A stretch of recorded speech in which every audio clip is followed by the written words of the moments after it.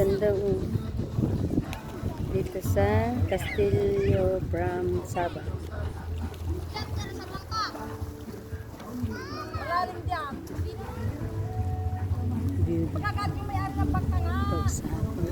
Ganda naman.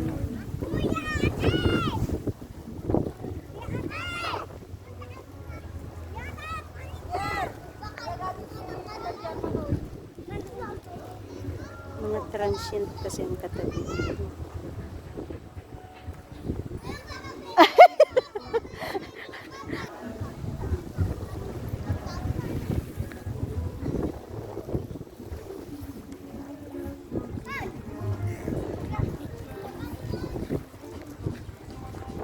Ote!